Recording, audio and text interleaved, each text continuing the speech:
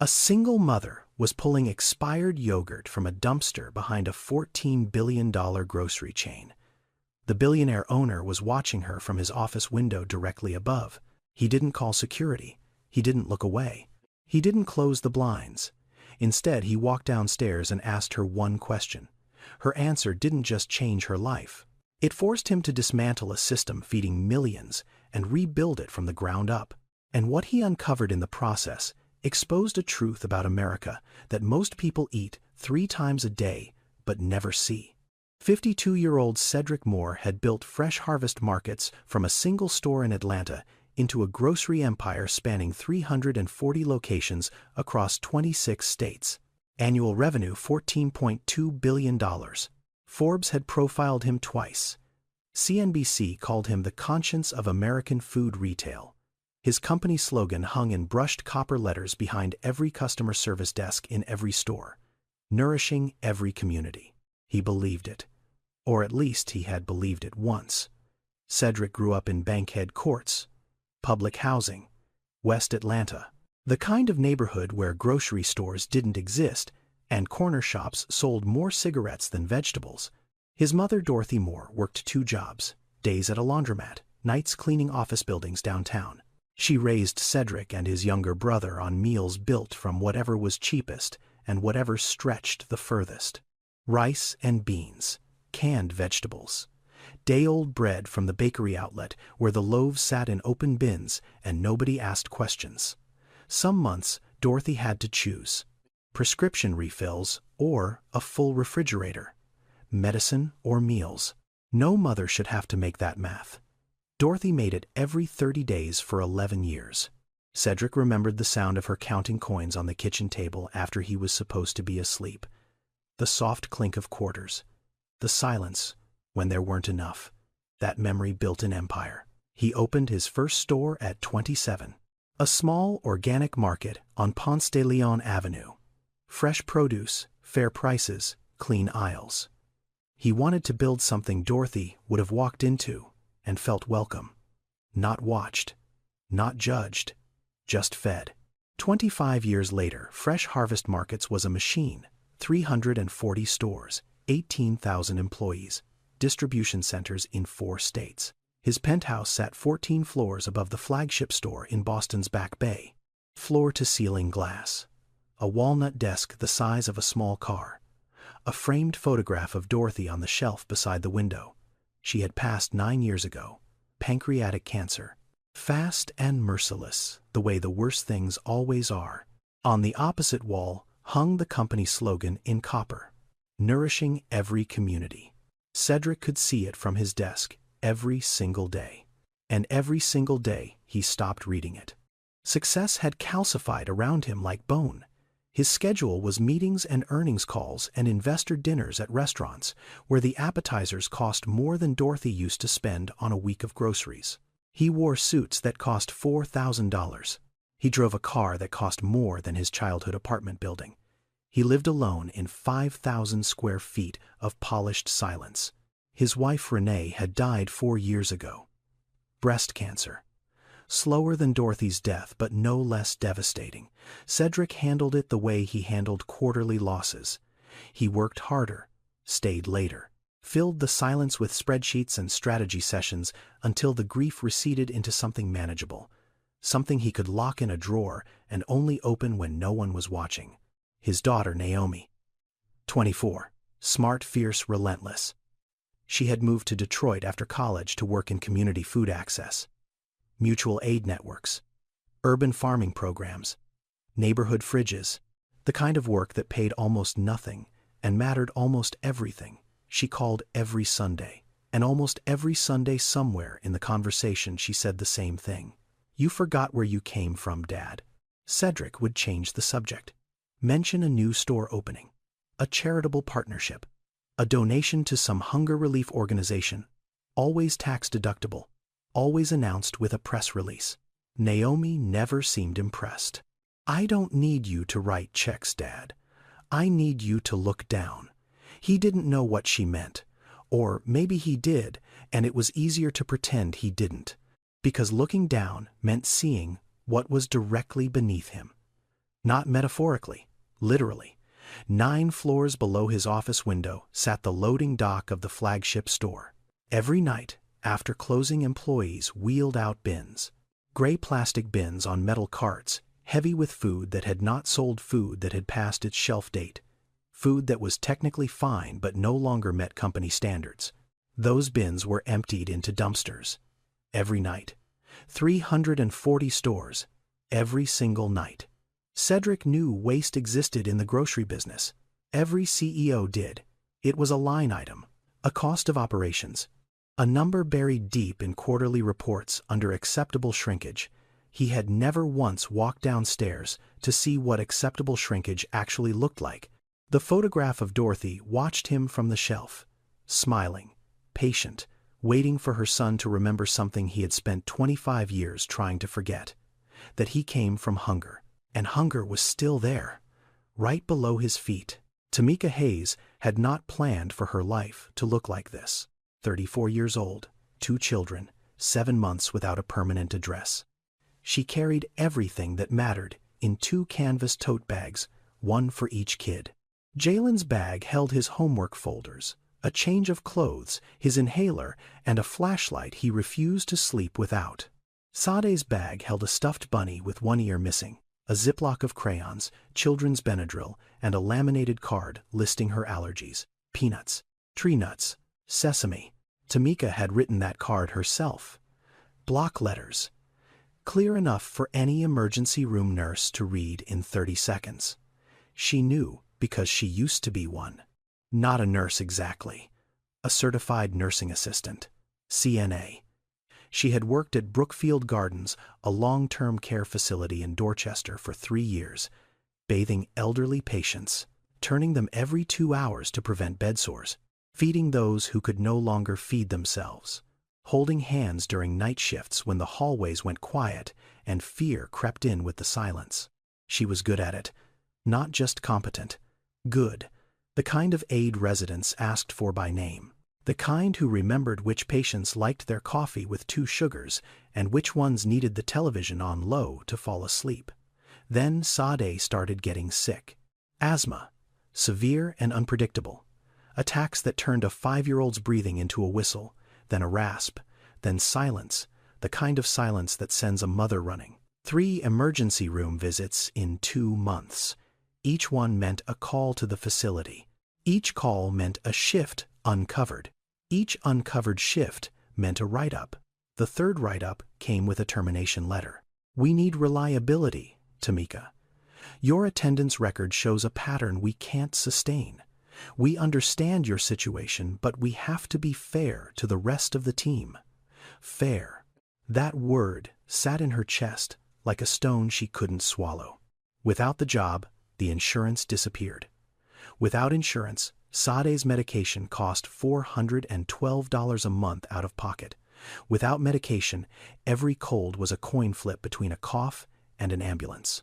Without income, the rent check stopped. 60 days later, the eviction notice arrived. Tamika packed their lives into 4 black garbage bags. That was everything. 4 bags for 3 people.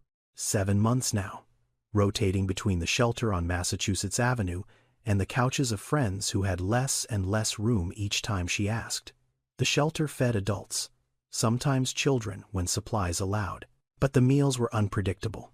Canned soup, white bread, pasta with no protein.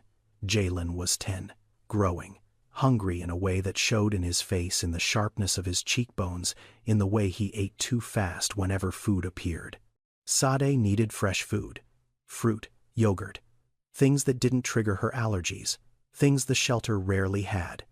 That was how Tamika found the dumpsters. She didn't stumble onto them. She researched, asked other mothers at the shelter, learned which grocery stores threw out what and when, learned that the Fresh Harvest flagship on Boylston Street emptied its bins around 10:15 every night, learned that the food inside those bins was often untouched, sealed, cold, perfectly edible. Yogurt cups past their best by date by 1 day. Bag salads still crisp, bread baked that morning. Organic chicken breasts re-wrapped but pulled from shelves because policy said so. She went after 10, Always after the employees left, she moved quickly and quietly. 2 tote bags. Hand sanitizer first, every single time rubbed into her palms before she touched anything. Then she sorted. Dairy in one group, fruit in another. Everything for Sade checked under the glow of her phone screen, label by label, ingredient by ingredient, looking for the words that could send her daughter to the hospital. She put things back. If the seal was broken, back in the bin. If the packaging was damaged, back. If she couldn't verify the ingredients, back. She took only what she could confirm was safe, only what her children needed. She hated this. Not the dirt. Not the smell. Not even the shame, though. Shame followed her like a shadow she could never outrun. She hated the distance, the gap between who she was and where she stood. 11 months ago, she was turning patients in clean sheets, checking vitals, writing care notes in steady handwriting. Now she was reading nutrition labels by flashlight beside a dumpster at 10:30 at night. The distance between those two realities was a canyon, and nobody saw it. Nobody looked down far enough to see where she had fallen. She never cried at the dumpster. Never. Crying was for later. Crying was for the shelter bathroom at midnight. Door-locked water, running face buried in a towel that smelled like industrial bleach. 3 minutes. That was all she allowed. Then she washed her face, checked on Jalen, checked on Saad, opened her notebook. The notebook held everything. Shelter schedules, free clinic hours, job fair dates, food bank locations and their hours, and what they typically stocked. Bus routes to all of them. A system. A map of survival, drawn in ballpoint pen on ruled paper. Tamika Hayes was not waiting to be saved. She was working her way out. One night, one dumpster, one safe meal at a time. At 10:32 on a Tuesday night in March, Cedric Moore was still at his desk. The quarterly report glowed on his laptop screen. Revenue up 11%. Expansion into the Pacific Northwest ahead of schedule. Customer satisfaction scores at an all-time high. Every number pointed in the right direction. Every graph climbed upward. His CFO had sent a note that afternoon. Best quarter in company history. The board will be thrilled. Cedric should have felt something. Pride, satisfaction, the familiar warmth of winning. Instead, he felt the same flat nothing that had settled into his chest sometime after Renee died and never fully left. He leaned back, rubbed his eyes, reached for his coffee, cold, now untouched for over an hour. His gaze drifted toward the window. Not deliberately. Just the way eyes wander when the mind is somewhere else entirely. The loading dock sat 9 floors below, lit by a single floodlight that cast everything in dull yellow. The dumpsters lined the back wall, green steel industrial-sized lids propped open from the night's disposal. A figure moved between them. Small, quick, deliberate. Cedric straightened in his chair. The figure was a woman, alone. She reached into the nearest dumpster with both hands and pulled out something Cedric couldn't identify from 9 stories up. She held it close to her face, paused, then placed it carefully into a bag at her feet. She reached in again, pulled out something else, held it up. This time a small light appeared. Her phone. She angled the screen toward whatever she was holding, studying it. Then she placed it in the bag. She reached in a third time, pulled something out, looked at it, put it back. Cedric's hand moved toward his phone. Reflex. The security office was 1 speed dial away. Trespassing.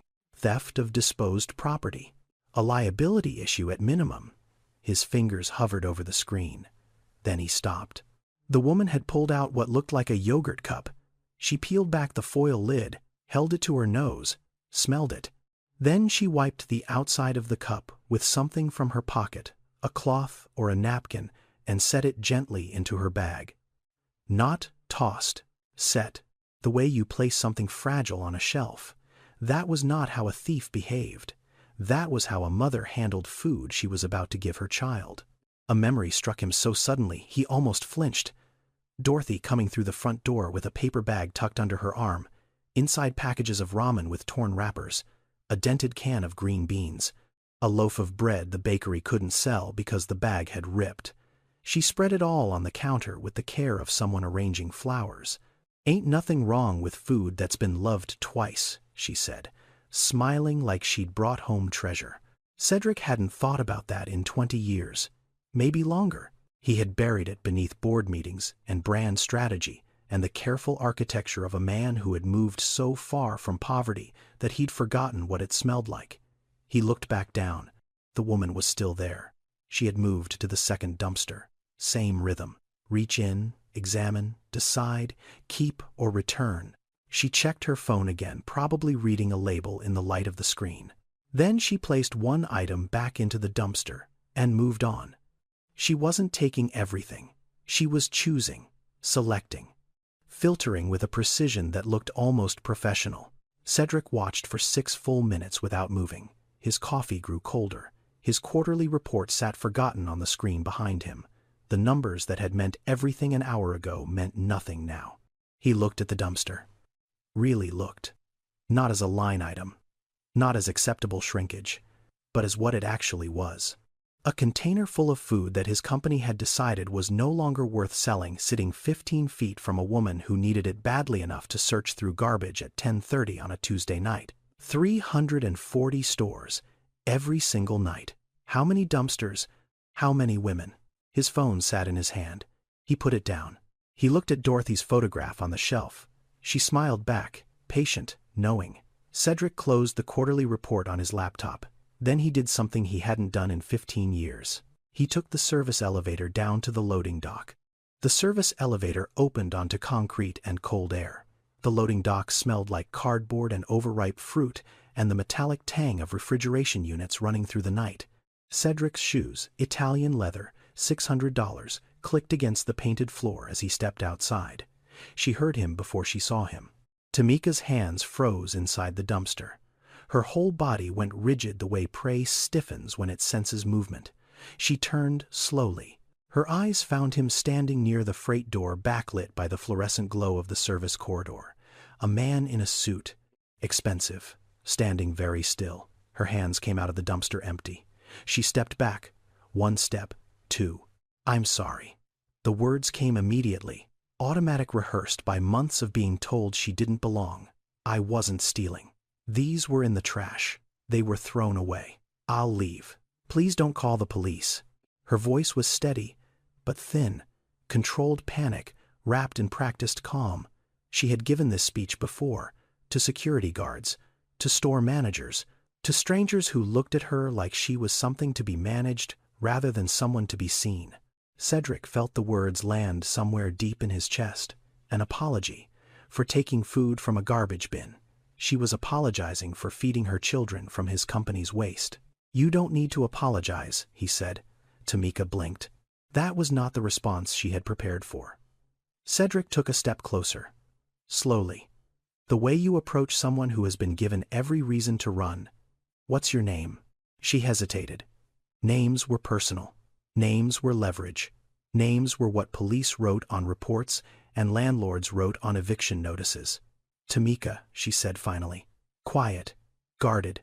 "Tamika, how long have you been coming here?" Her jaw tightened. 3 months. Give or take. 3 months. Cedric absorbed that. 3 months of nights behind his building, 9 floors directly beneath his office, and he had never once looked down. "You have children." A flicker of something crossed her face. Protective instinct. 2, 10, and 5. She didn't offer their names. Names were currency she wasn't willing to spend on a stranger in a suit who might still call the cops. Cedric nodded. He glanced at her bags. The 2 canvas totes sat on the ground beside her feet, organized with a precision that stopped him mid-thought. One bag had dairy products grouped together. Yogurt cups stacked neatly. A carton of milk tucked upright. The other held produce. Apples in a separate plastic bag. Bananas. A container of strawberries. Everything separated. Everything sorted. A small Ziploc bag sat on top, labeled in marker. Sod. No nuts. He stared at that Ziploc bag for a long time. Then he looked at the dumpster. Really looked. For the first time since he'd built this building, he leaned over the edge and saw what was inside. Yogurt cups sealed, untouched, Best By date yesterday.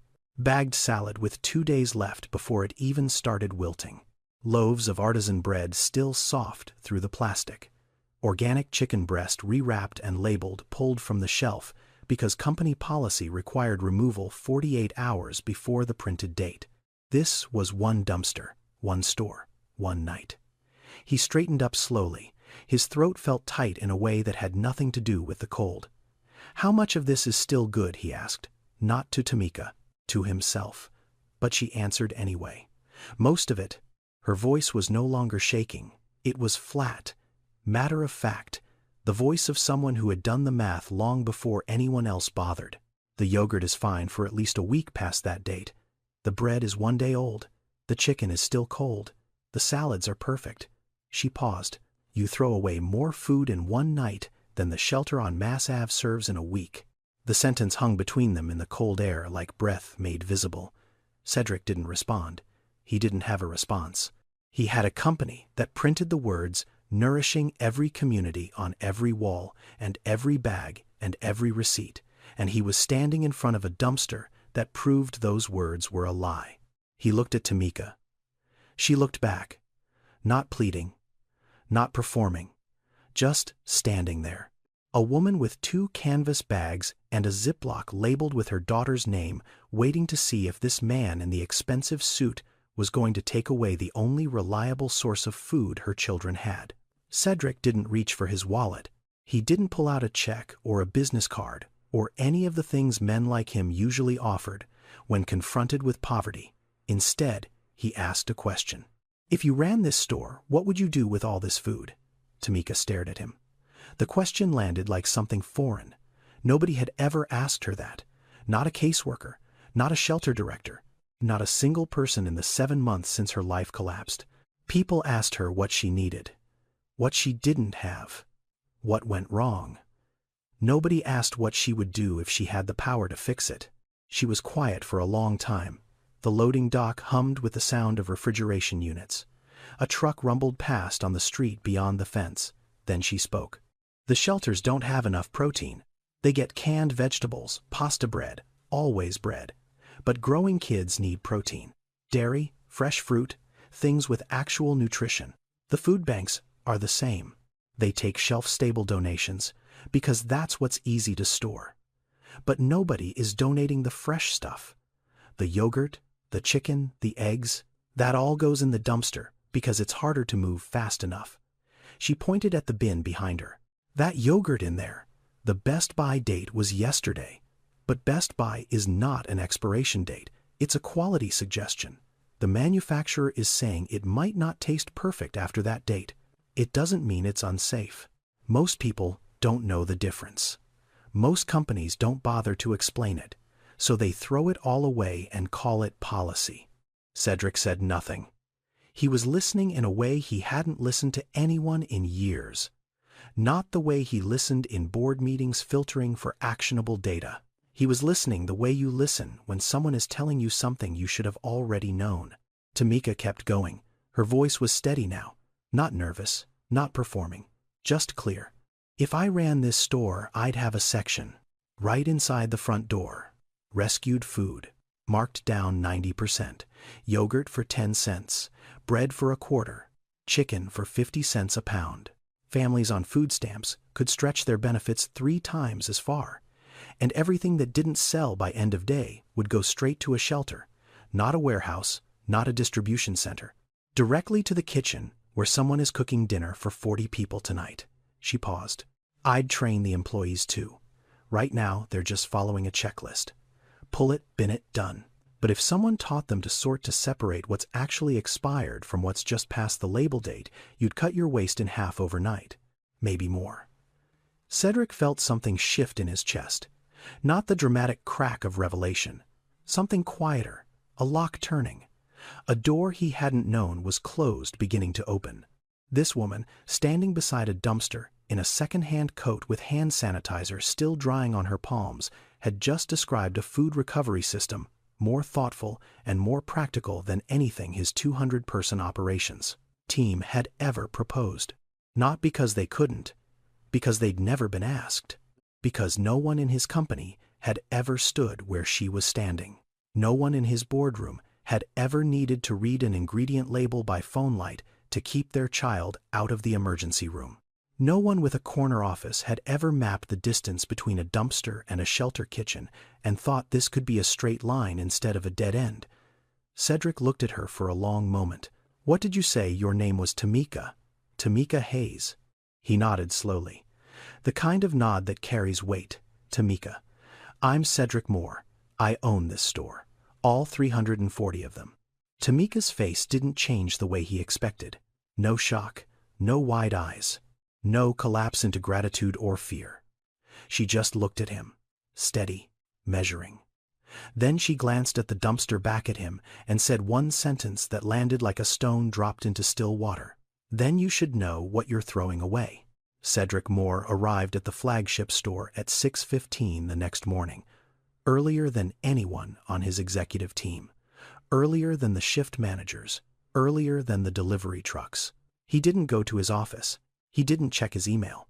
He walked directly to the back of the store, past the dairy coolers, past the bakery prep station, past the employee break room that smelled like stale coffee and microwaved leftovers, and into the warehouse.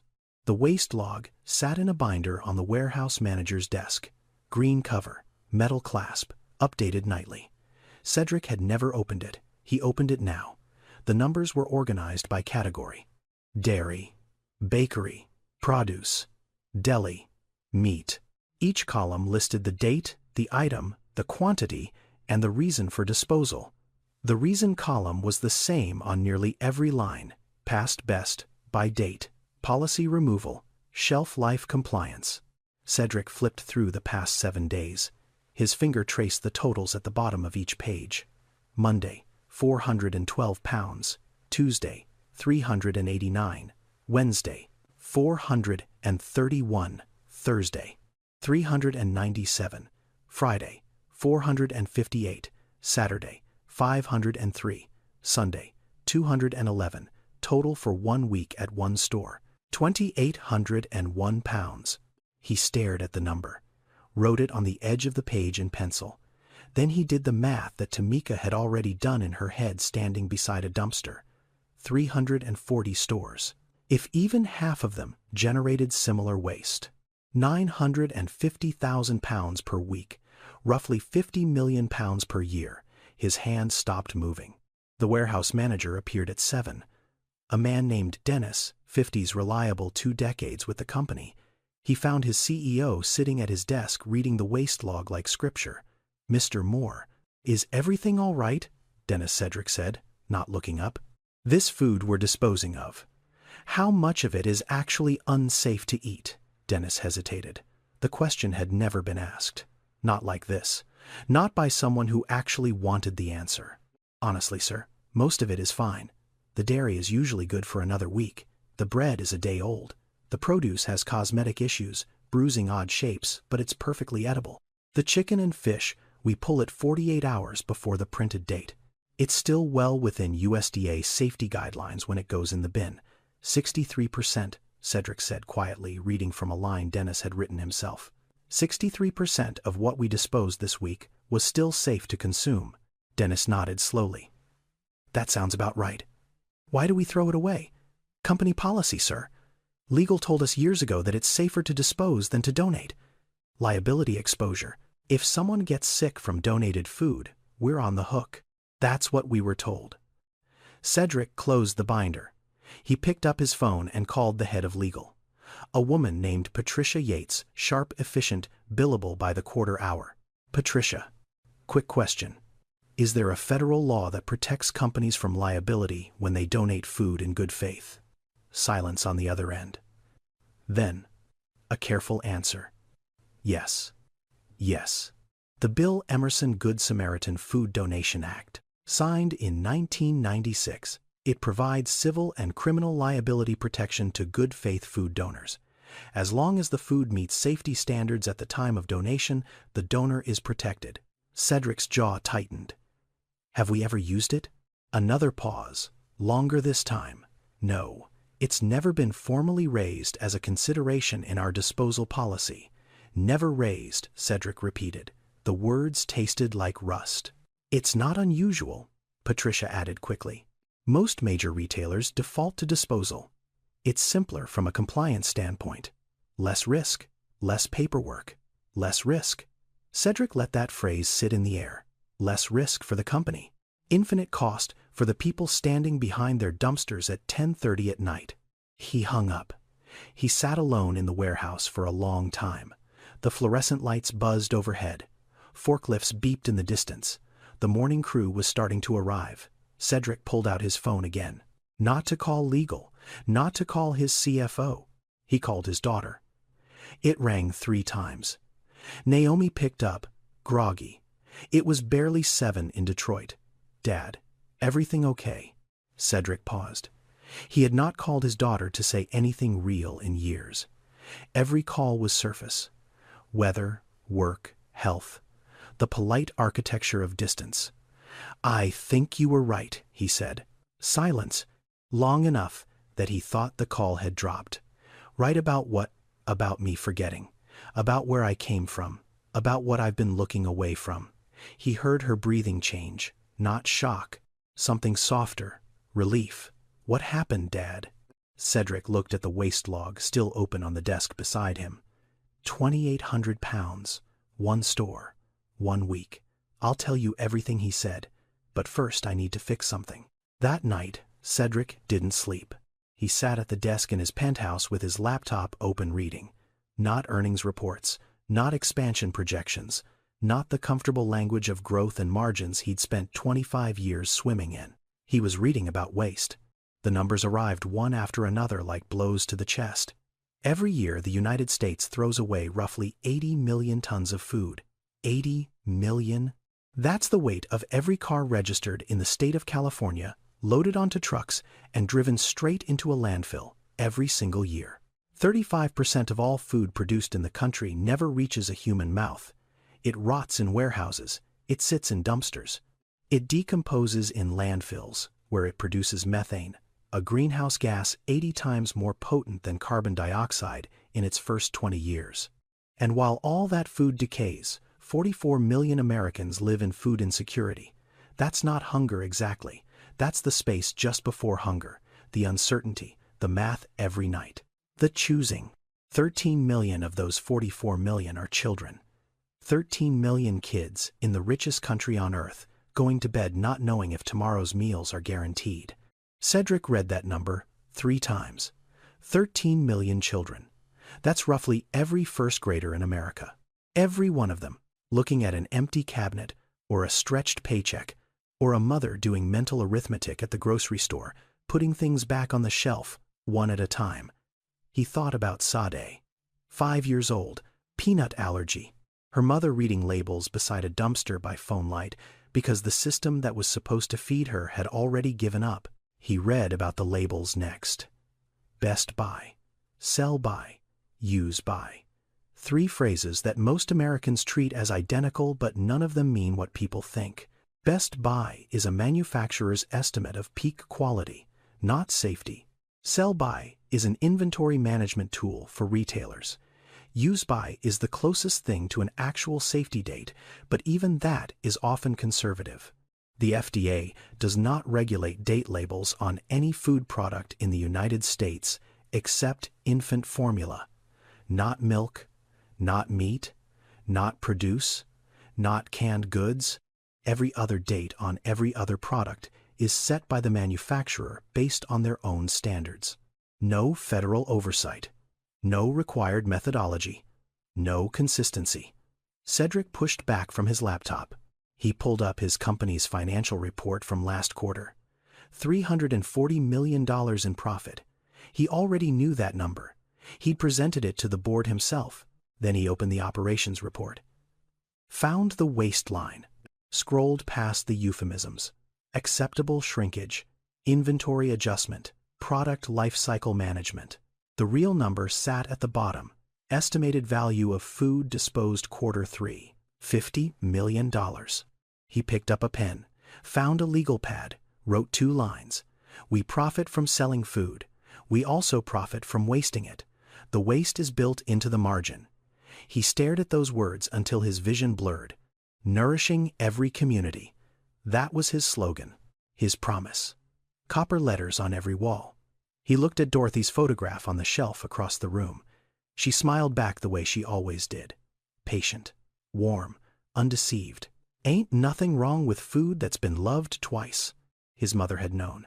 A woman with no degree, no title, no boardroom.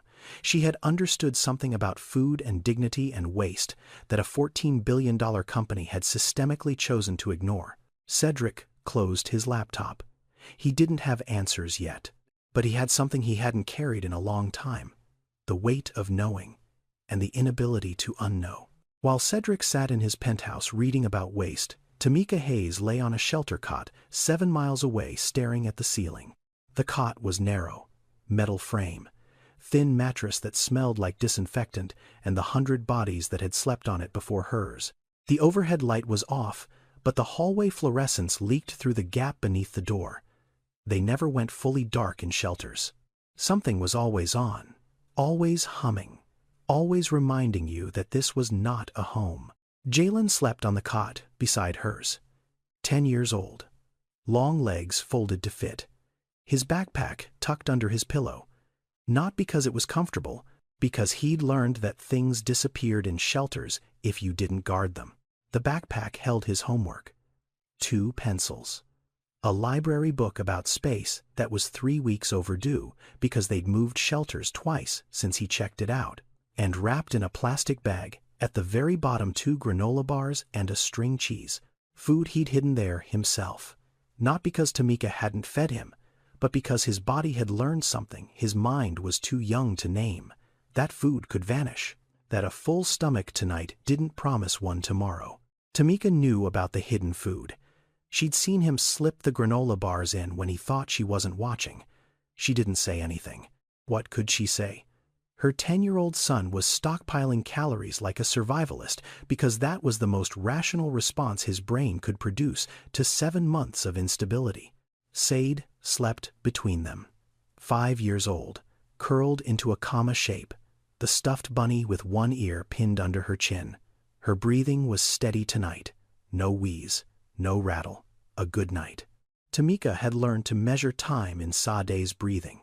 Good nights and bad nights. Quiet inhales and the ones that whistled at the edges, the ones that meant a trip to the emergency room was coming whether they could afford it or not. 3 months ago, Sade had asked a question. They were walking from the shelter to the bus stop. Sade was holding Tamika's hand looking at a house they passed every day. Yellow door, flower pots on the porch, a bicycle in the yard. Mama, are we poor? Tamika's throat had closed. Not from sadness. From the violence of a 5-year-old needing to categorize her own existence. We're in between, baby. We're on our way to something better. Saad had accepted that the way children accept weather. Without argument, without understanding. Just the quiet trust that the person holding your hand knows where they're going. Tamika wasn't sure she did, but she kept walking. 7 months ago she had been a different woman. Same face, same hands, different life. She remembered the morning she lost her job like a photograph burned into the back of her eyes. The facility director's office, beige walls, a motivational poster about teamwork. The director across the desk, kind face, practiced tone. We need reliability, Tamika. Your attendance record shows 11 unscheduled absences in 8 weeks. My daughter has asthma. She was hospitalized 3 times in 2 months. I had no one else to take her. I understand, and I'm sorry, but we have to be fair to the rest of the team. Fair. That word again.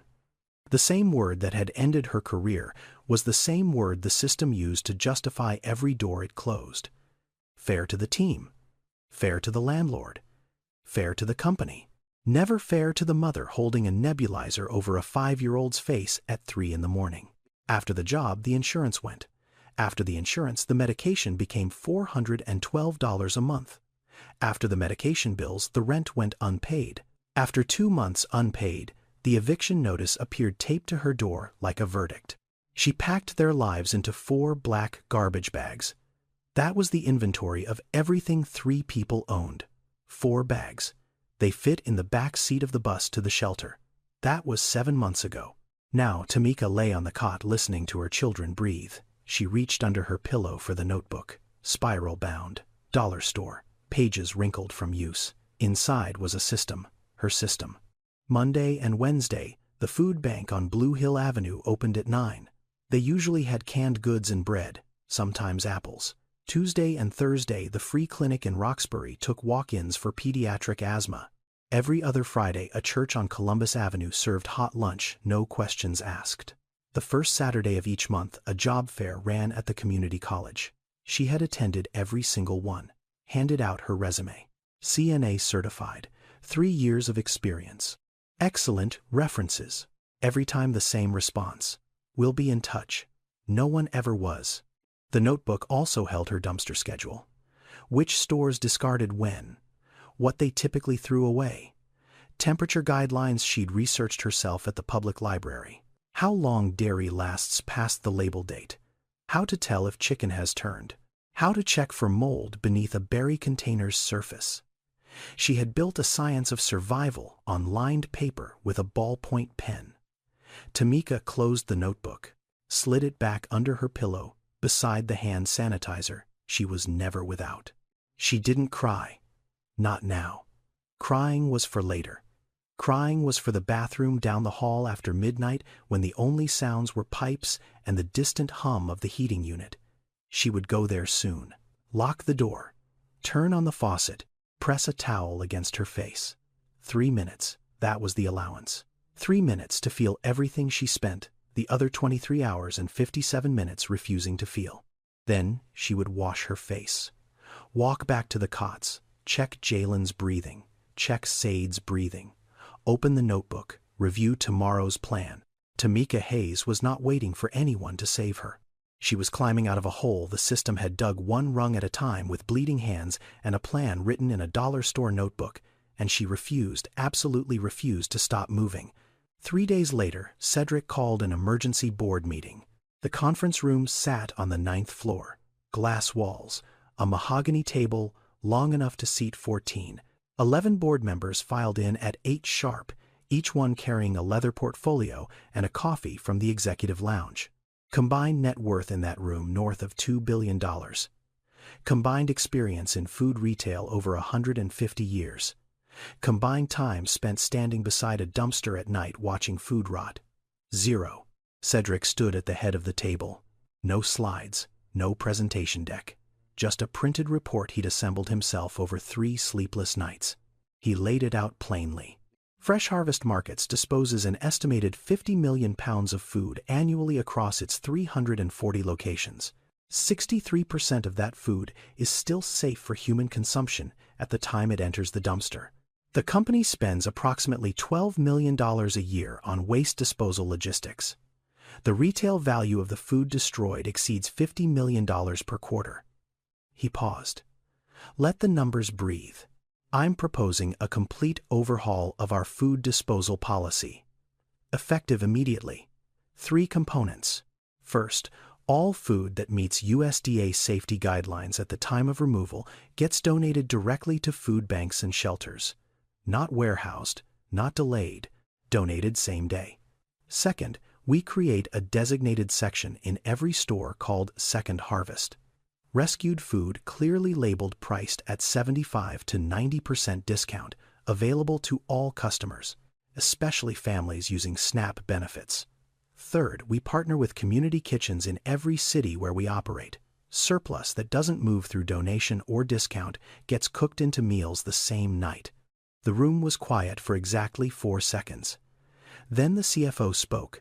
Raymond Giles, 61, Harvard MBA. 30 years in corporate finance. He had a voice like polished granite. Cedric, the logistics restructuring alone will cost us $12 million minimum. Cold chain compliance for donations, liability insurance adjustments, staffing, training, transportation. You're talking about rebuilding our entire back-end waste infrastructure. Patricia Yates, the legal counsel, spoke next. And the liability exposure is significant. Even with the Good Samaritan Act, state regulations vary. If one person claims illness from donated food, we're looking at class action territory. The legal risk is not trivial. Then the marketing director. A woman named Alicia Chen. Sharp. Brand obsessed in the way that kept Fresh Harvest positioned as premium organic. Our brand identity is built on freshness and quality. Putting near-expired products on shelves, even in a separate section, sends a message that contradicts everything our customers associate with Fresh Harvest. We've spent 15 years building a premium perception. This could erode it in months. Cedric listened to every word. These were not villains. These were professionals doing exactly what they've been hired to do. Protect the company, minimize risk, maximize value. The machine worked perfectly. That was the problem. It worked so perfectly that it couldn't see past its own efficiency. He responded without raising his voice. Raymond, we currently spend $12 million on waste logistics, hauling food to landfills, paying disposal fees, managing the bins.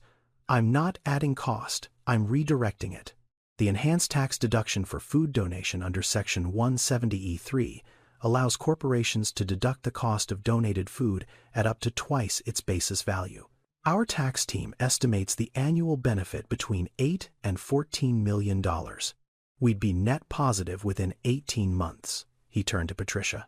The Good Samaritan Act provides blanket civil and criminal protection for good faith food donations. We've had this shield available since 1996 and never used it. I'm not asking us to take a risk. I'm asking us to stop ignoring a protection that already exists, he turned to Alicia. Gen Z makes up 32% of our customer growth this year. 73% of them say they prefer brands with active sustainability practices. Putting rescued food on our shelves doesn't damage our brand. It defines it. We either lead on this or someone else does, and then we're playing catch-up on a story we should have written ourselves. Silence again. Longer this time. Then Denise Okafor spoke. Board member. Quiet. Rarely the first to talk. Background in nonprofit management before she crossed into corporate governance. She looked directly at Cedric. Who brought this to your attention? Cedric paused. The question sat in the air, like a door waiting to be opened. A woman I found going through our dumpster at 10 o'clock at night. She knew more about our food waste problem than anyone in this room, including me.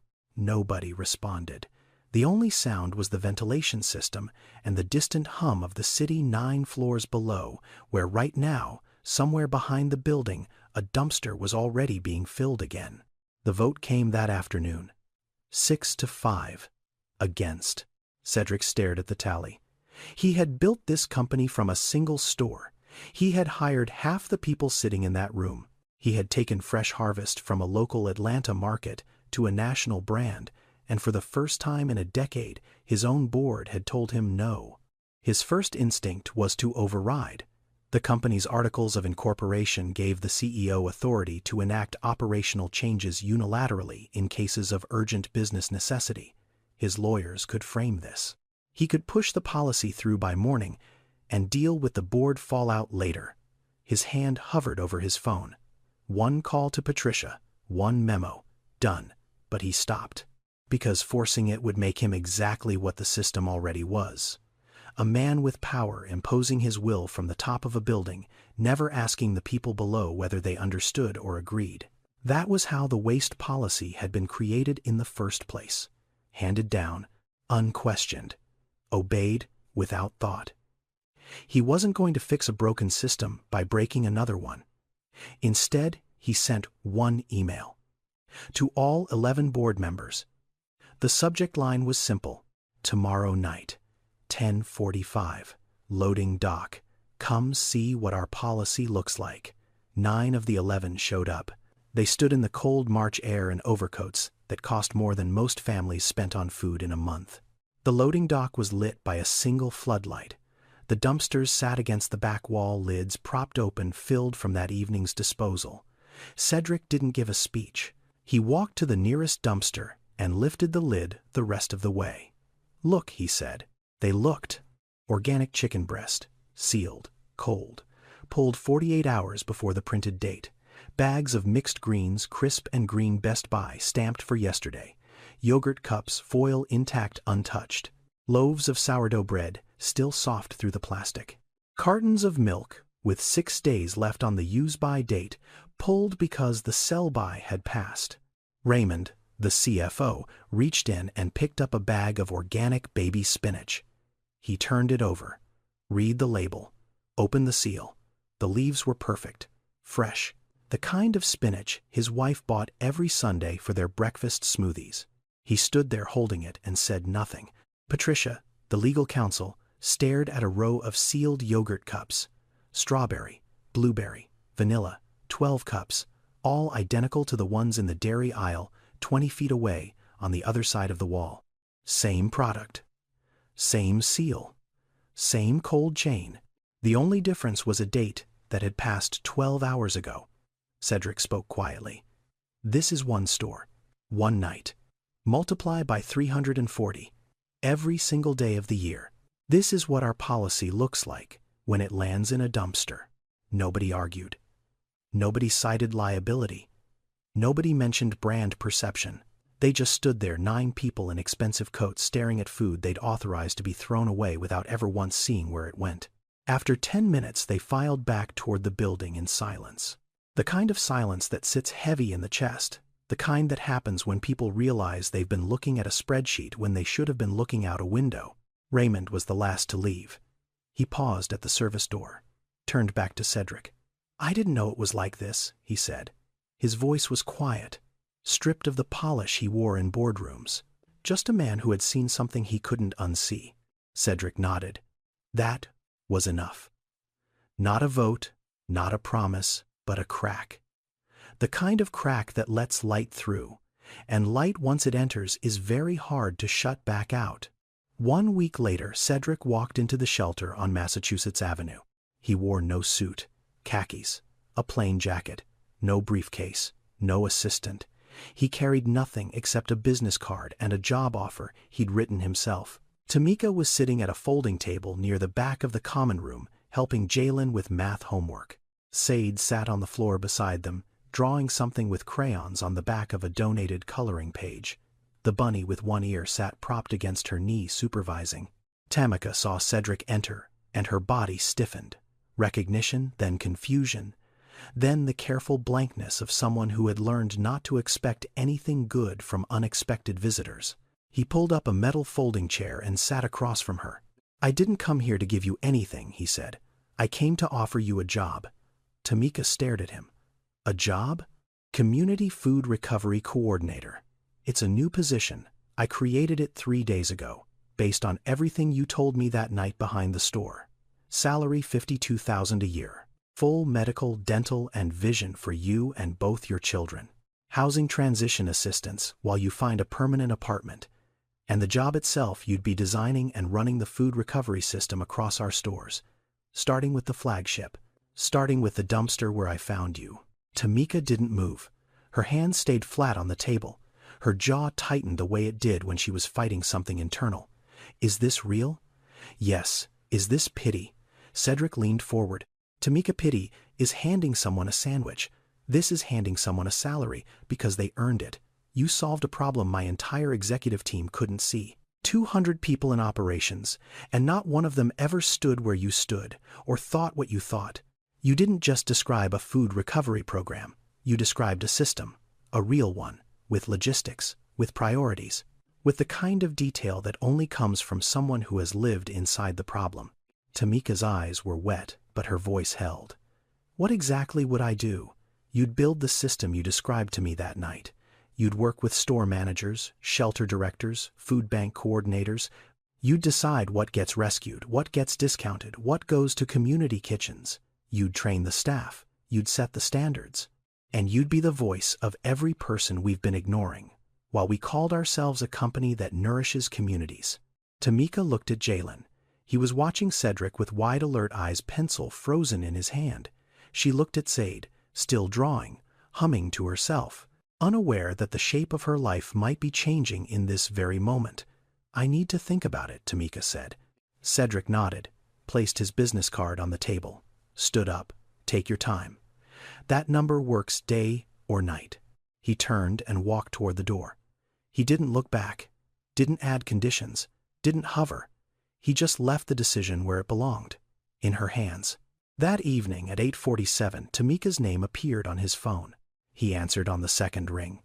Her voice was steady, clear, the voice of someone who had made a decision not from gratitude, but from purpose. "I'll do it, but I have one condition." "Name it." "I want to start at the store where you found me. That dumpster. That's where the program begins. Not in a boardroom, not on a spreadsheet. Right there, where the food hits the bin and the people who need it are standing 10 feet away in the dark." Cedric closed his eyes, pressed the phone against his ear. "Done," he said. And in that single word, something shifted between them. Not charity, not rescue, partnership. Two people standing on equal ground for the first time, each carrying something the other needed. She had the knowledge. He had the keys. And together, they were about to open a door that had been locked from the inside for 25 years. 6 weeks later, the flagship store on Boylston Street opened its doors at 7 in the morning like it did every other day. Same automatic sliding glass, same polished floors, same rows of organic produce misted with filtered water under halogen lights. But just inside the entrance to the right of the shopping carts, something new. A section. 15 feet of dedicated refrigerator and shelving space. Separate from the main aisles. Clean, bright, clearly labeled. A banner hung overhead in forest green and white. Second Harvest. Good food second chance. The refrigerator held yogurt cups, milk cartons, cheese blocks, deli containers of hummus and sliced turkey. All sealed, all cold, all within safe consumption windows. The shelves beside it held bread granola bars, canned soups, bags of rice, boxes of pasta. Produce bins along the bottom row held apples with minor bruising, bags of salad, one day past their best buy label, bananas just beginning to spot. Every item had a price tag, not the original price, a new one. Organic whole milk normally $5.99, now 50 cents. Sourdough loaf normally $4.75, now 35 cents. Chicken breast normally $8.49 a pound, now 75 cents. A small printed card sat beside the register at the section entrance. This food is safe, inspected, and ready to eat. It has been rescued from disposal as part of Fresh Harvest Market's Second Harvest program. Questions? Ask any team member. Tamika Hayes stood at the center of it. She wore a Fresh Harvest polo shirt, dark green. Her name badge clipped to the left side. Tamika Hayes, Community Food Recovery Coordinator. In her hand, a clipboard. On the clipboard, a checklist she had written herself. Refrigerator temperature logged at 36 degrees. Product rotation verified. Shelter pickup confirmed for 5:30 that evening. Community kitchen delivery scheduled for 6:15. She moved through the section with a focus that came from somewhere deeper than job training. She checked labels, adjusted items on shelves, spoke to a stock clerk named DeAndre about separating dairy from produce in the backroom cooler. "If it's safe to eat, it's safe to give," she told him. "That's the only rule. Everything else is logistics." DeAndre nodded. He'd been with Fresh Harvest for 3 years and had never once questioned what went into the dumpster. Now he was sorting it instead of dumping it, and the work felt different. Not harder, just more honest. By 9:30, customers had begun noticing the new section. Some walked past without looking. Some glanced curious, unsure what to make of discounted food in a premium store. A few stopped, read the sign, picked up an item, put it in their cart. Then a young woman walked in. She was maybe 26. Thin coat, worn sneakers.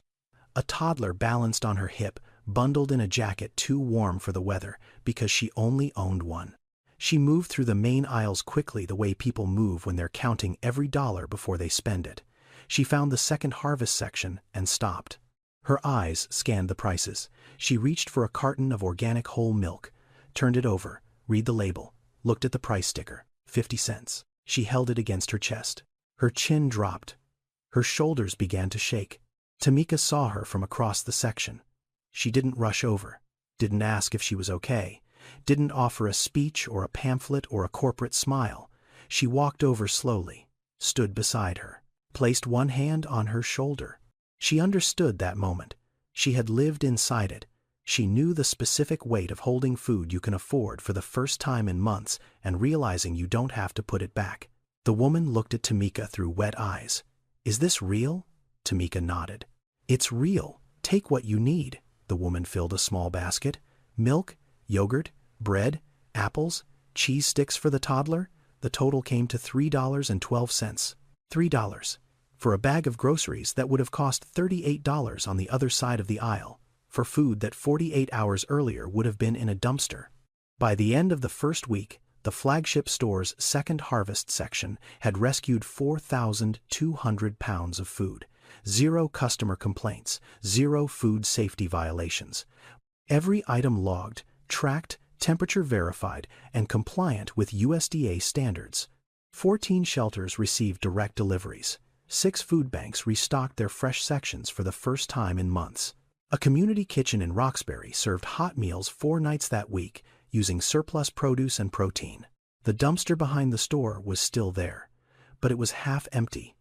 6 months later, Second Harvest operated in 87 stores across 11 states. The numbers told a story that no boardroom objection could argue with. 2.1 million pounds of food rescued from disposal. 340,000 meals created through community kitchen partnerships. 12 shelter organizations receiving weekly deliveries of fresh produce, dairy, and protein. 47 new employees hired through the program's community staffing initiative. People recruited from the neighborhoods the stores served. People with lived experience in food insecurity, trained and employed to run the recovery process from the inside out, the way Tamika had been. Local news covered the flagship launch in Boston. Then a national outlet picked it up. Then another.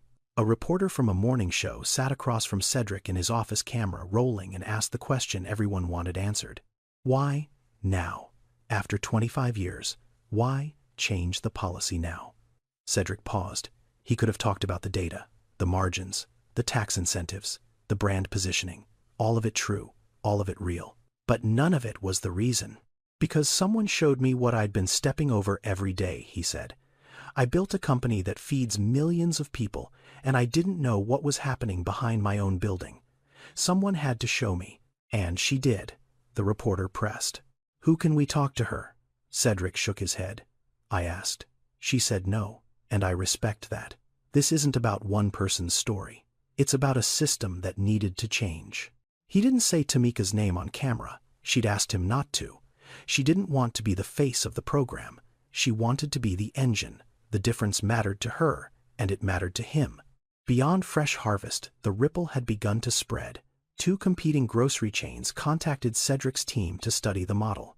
A congressman from Massachusetts referenced Second Harvest during a subcommittee hearing on food waste reduction legislation. A nonprofit coalition invited Tamika, not Cedric, to consult on scaling community food recovery programs in 3 other cities. Cedric sat in his office the evening after the broadcast aired. The city darkened outside the glass. He looked at the photograph of Dorothy on the shelf. Her smile, her patience, the way she had carried an entire family on a housekeeper's wages and never once let her children feel poor. Ain't nothing wrong with food that's been loved twice. That sentence, his mother's sentence, it now hung on a printed banner in 87 stores, in forest green and white, right above the rescued food. If this story is making you think about the food you see thrown away every day, take a second to subscribe. We tell stories that don't just touch your heart. They challenge the systems around you. Now let's continue. Tamika moved into the apartment on a Saturday in October. 2 bedrooms.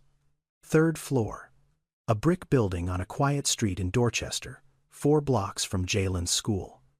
The landlord had asked for first month last month and a security deposit. Tamika paid it herself. From her paycheck, from her job, from work she did every single day that mattered to people she would never meet. The apartment was not luxurious. Laminate counters, carpet that had seen better decades, a bathroom where the faucet dripped if you didn't turn the handle all the way.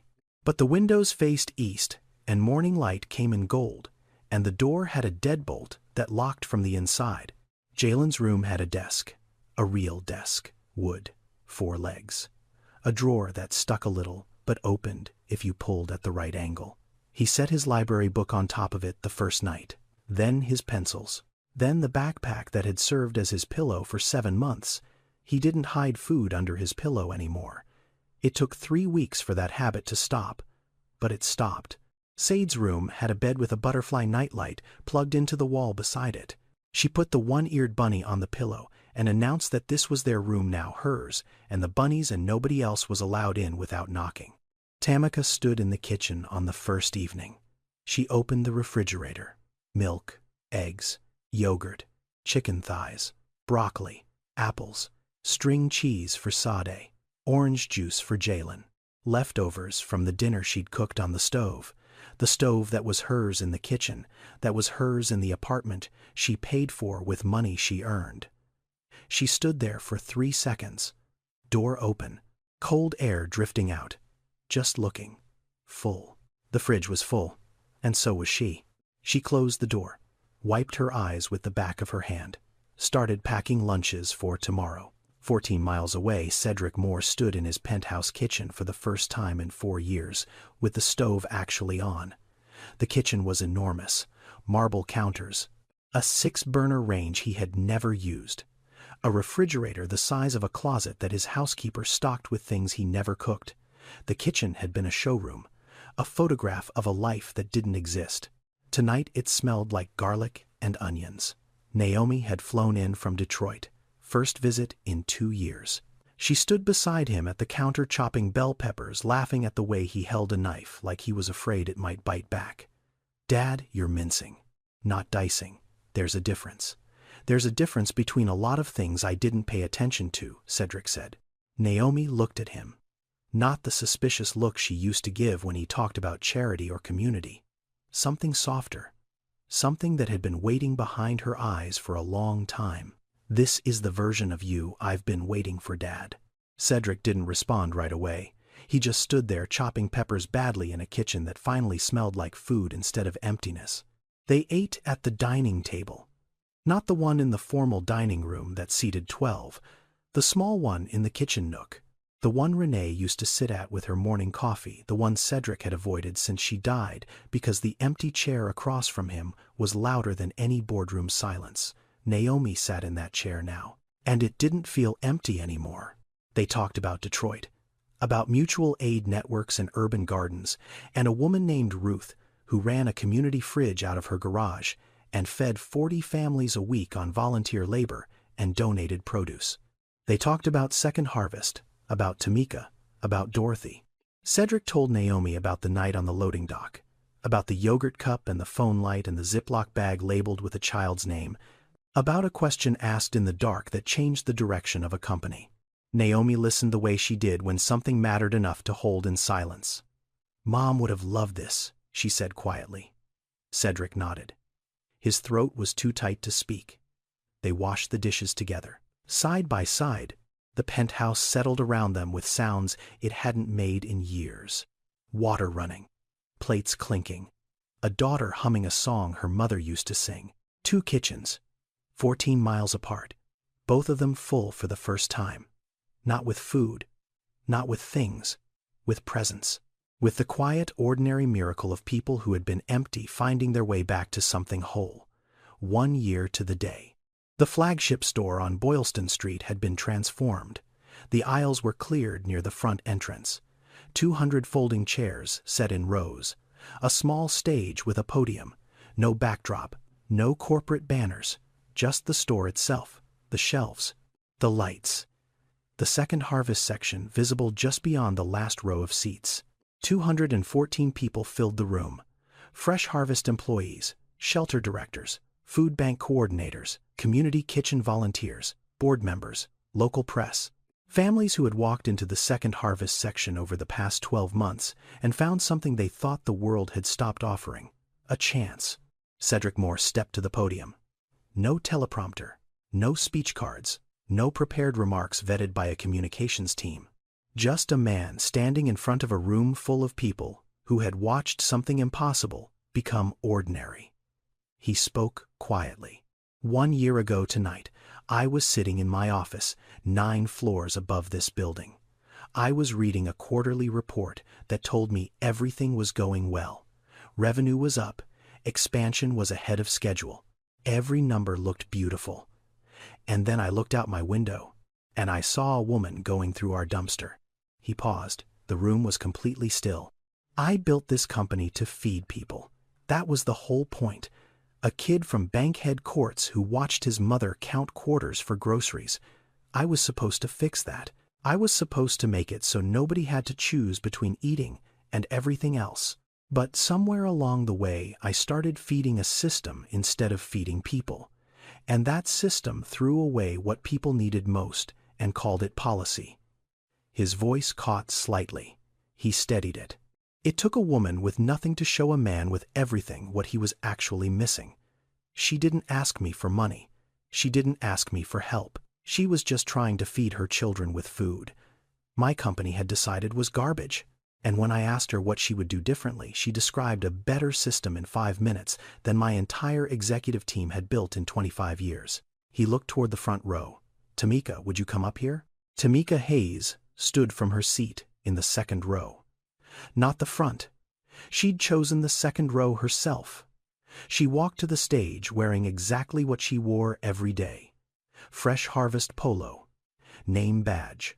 Clipboard tucked under her arm because even tonight she'd been checking the donation cooler temperatures before the event started. She stepped to the podium, looked out at the audience. Her hands were steady. A year ago, I was behind this building, going through your trash to feed my kids. Tonight, I'm standing inside it, helping feed thousands of families. The only thing that changed was someone asked me what I thought instead of telling me what I was. She stopped. That was the whole speech. 7 sentences. Every one of them carrying the weight of everything she'd survived to stand where she was standing. In the front row, Sade waved. Small hand, big smile. The one-eared bunny sat in her lap, attending the ceremony with the seriousness of a guest of honor. Beside her, Jalen sat straight. 11 years old now. Taller. His backpack was at home on his desk, not under his pillow. His eyes were red. He didn't wipe them. He just watched his mother on stage and held himself like someone who understood, even at 11, that he was witnessing the kind of moment you carry for the rest of your life. The numbers from that first year hung on a display board near the entrance. 8.4 million pounds of food rescued, 1.2 million meals created, 127 employees hired from the communities Fresh Harvest served, 214 stores operating the program. 3 competing grocery chains now running their own versions of Second Harvest modeled on the original. Cedric stood beside the stage watching Tamika return to her seat. She didn't wave to the crowd. She picked up her clipboard and checked something on it. Always working, always moving. Not a symbol, an engine. He thought about Dorothy, about the apartment in Bankhead Courts, about food that had been loved twice. And for the first time in 52 years, Cedric Moore felt like the building he'd constructed around his life finally matched the foundation it was supposed to stand on. Later that night, after the last guest had left and the chairs had been folded and the store returned to its normal rhythm, Cedric stood alone in his office on the 9th floor. He looked out the window. The loading dock below was quiet. The dumpsters were still there. Smaller now. Half the size they used to be because half the food that once filled them now went somewhere else. Somewhere it was eaten. Somewhere it mattered. Beyond the dumpsters, the Second Harvest section glowed through the storefront glass, bright, stocked. A donation truck idled in the side lot, its driver loading coolers for the evening shelter run. 2 employees laughed about something near the back entrance, their breath visible in the March air. This was the same view Cedric had seen 1 year ago. Same window, same building, same city. But the world below it had rearranged itself around a single question asked in the dark beside a dumpster at 10:30 on a Tuesday night. Dorothy's words hung in every store now. 214 of them. Forest green banner, white letters. Ain't nothing wrong with food that's been loved twice. Naomi had moved back to Boston 3 months ago. She ran the Fresh Harvest Foundation's Community Programs Division. Every Sunday, she and Cedric cooked dinner together in the penthouse kitchen. The stove stayed warm now. The empty chair had someone sitting in it. The silence that had lived in those rooms for 4 years had been replaced by something quieter and infinitely louder. Presence. Cedric Moore looked out that window, expecting to see a trespasser. Instead, he saw a teacher. The woman going through his trash knew more about his business, his community, and his purpose than anyone sitting in his boardroom. Sometimes the most valuable consultant in the world is the person your system has already thrown away. He didn't save her. She didn't save him. They saved each other from the lie that waste is acceptable, whether it's wasted food, wasted talent, or wasted humanity. Thank you for watching. If this story stayed with you, subscribe, share it with someone who needs to hear it, and I'll see you in the next one. Now, before you go, a few words from me personally. This story is fictional. The characters are not real, but the problem at the center of it is very real. According to the USDA, between 30 and 40% of the American food supply is wasted every year. That's roughly 80 million tons of food going to landfills, while over 40 million Americans, including 13 million children, live in food insecurity. The Good Samaritan Food Donation Act of 1996 is a real federal law. It protects individuals and companies from civil and criminal liability when they donate food in good faith. It has existed for nearly 30 years. Most businesses still don't use it. The date labels on the food in your kitchen, best by, sell by, use by, are not federally regulated safety dates. With the single exception of infant formula, every date on every product is set by the manufacturer. They indicate quality, not safety. Most food is safe to eat well past those labels. Most of us don't know that. I wrote this story because I believe we don't have a food shortage problem. We have a food distribution problem. And I believe the solutions often come from the people closest to the problem, not the ones furthest from it. If you know a single parent, a shelter worker, a food bank, volunteer, or anyone fighting food insecurity in your community, this story is for them. If you'd like to help, I've linked some resources in the description. Organizations like Feeding America, local food banks, and community fridges are doing this work every single day. Every meal rescued is a meal earned. Thank you for being here.